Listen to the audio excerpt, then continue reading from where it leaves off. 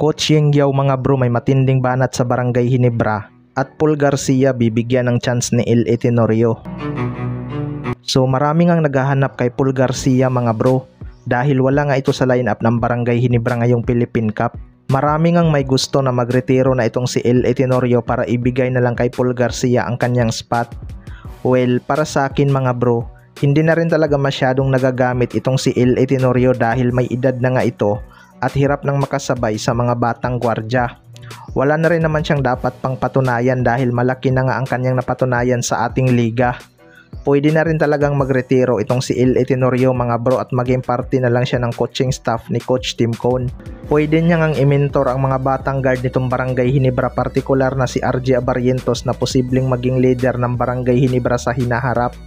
Pero ang tanong nga dyan mga bro ay kung makakakuha ba ng playing time itong si Paul Garcia, lalo na't maikli lang ang player rotation ni Coach Tim Cone. Pero kung maganda naman ang maipakita nito sa kanilang ensayo lalo na sa depensa, baka maisingit ito sa rotation ni Coach Tim Cone.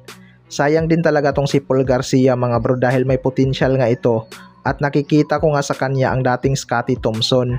Mag-i-improve naman siguro ang skill set nito kapag na-develop ito sa Barangay Hinebra. Kaso kilala naman natin si Coach Tim Cone na walang tiyaga sa mga rookies.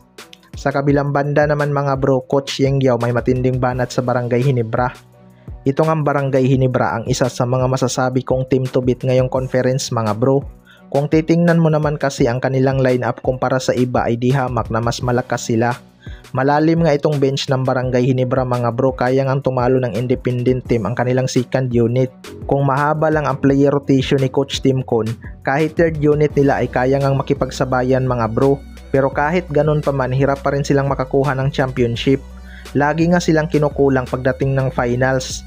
Pero ayon nga kay Coach Yengyaw mga bro, mahirap nga daw talagang kalaban ang Barangay Hinebra dahil kalahati nga daw sa kanilang lineup ay nasa Gilas Pilipinas at parang kalaban mo rin daw ang Gilas kapag kalaban ang Barangay Hinebra.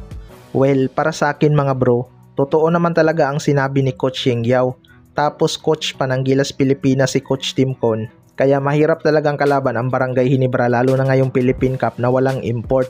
Mataas nga ang expectation ng mga fans na makakabawi na sila this time dahil sa naging addition ni Troy Rosario. Last Philippine Cup nga ay kulang talaga sila sa big man kaya nahirapan sila makaabot ng finals. Ang concern lang sa kanila ngayon mga bro ay kung maiiwasan na ba nila mag-commit ng maraming turnover.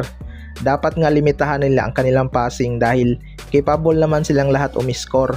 Kapag na-overpassing nga sila, nagre-resulta nga ng shot clock violation o di kaya turnover.